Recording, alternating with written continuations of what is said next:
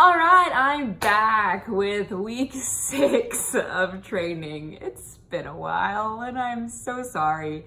There's been a lot going on, moving out of camp, obviously moving into my parents' house, so that's where I'm at right now. It's just been a little hectic and crazy, but I've been able to get in most of my runs. But they also haven't really been that exciting because they've just been like 3 miles and 5 miles, 6 miles, 8 miles. And then I did like the big runs every other week. And so I think I ran the Plano half, which I updated y'all on. And then the next long run was I think like 2 weeks ago. And I did that at TCU with Brett, and he ran 14 miles with me. I think he ran like 15 actually, because he got done a lot quicker than I did. But that was the furthest he's ever run, so that was awesome to be a part of. But I was dying. It was humid and I was sweating profusely. I was gross, like literally drenched in sweat. It was nasty.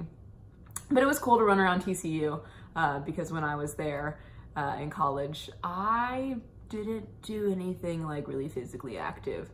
I had friends like Paige and a couple of other like people that I met at school that did run and did a lot of activities like that. But I wasn't there yet. I would run around the track in the rec center and that was about it. And I would die after like 4 laps, which was not even a mile because it's a tiny track. It was cool to go back and run at TCU and just look back on my life and see how far I've come. And I ran by my freshman dorm room. I ran by the house that I lived in with 5 of my other best friends. So it was just a really cool full circle journey.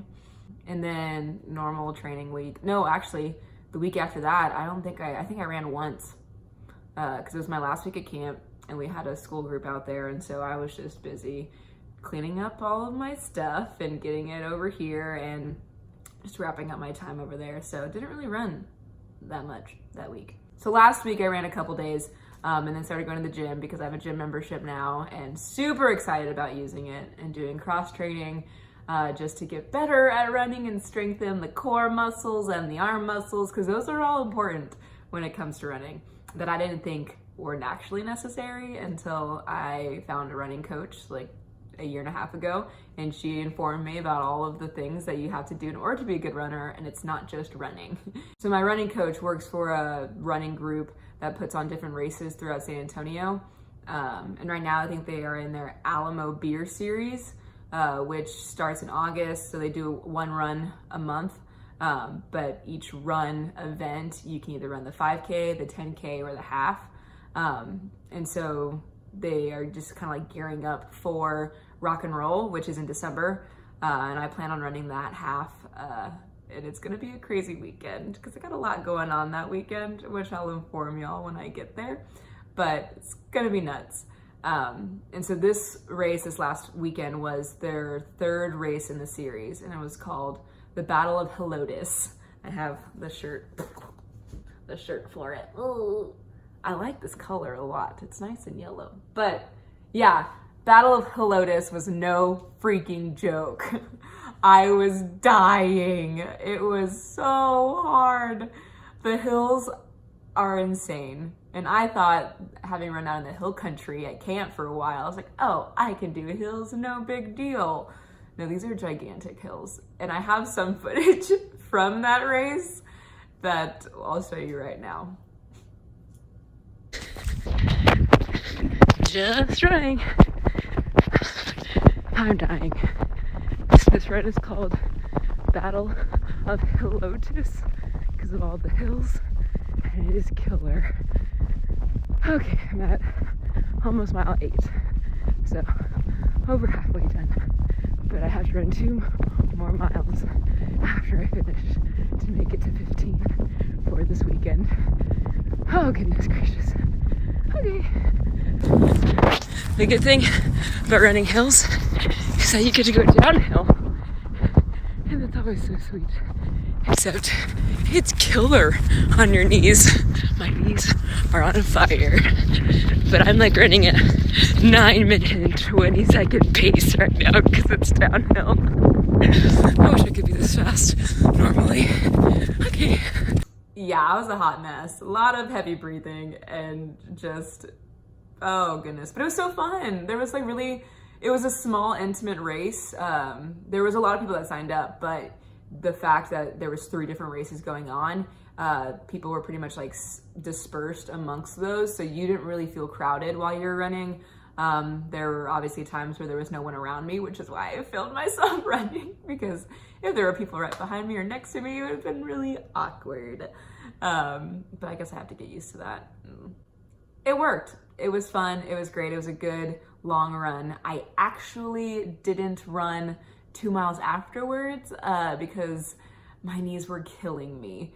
And I figured this was a hard 13.1 miles, full of hills, full of just different muscle groups working, that I think I could just sub those 2 and do them later on this week. So I'll make up for that. But I was hurting. But the after party was so fun. So much free food. Got free pizza, I got free beer, got free so many different fruits. It wasn't just a banana like they give you at other races. It was like a banana, watermelon, cantaloupe, strawberries, blueberries. It was so delicious. So I'll definitely be doing these races in the future. They have a hill country series starting in January, I think. So after I'm done with Dopey, I'll start doing that. And I'll take it a little easy, but I'll just do like the halves or maybe even the 10Ks because I won't be needing to train for anything super serious. So I'll take that as like a nice little break for myself. Their medal was really awesome.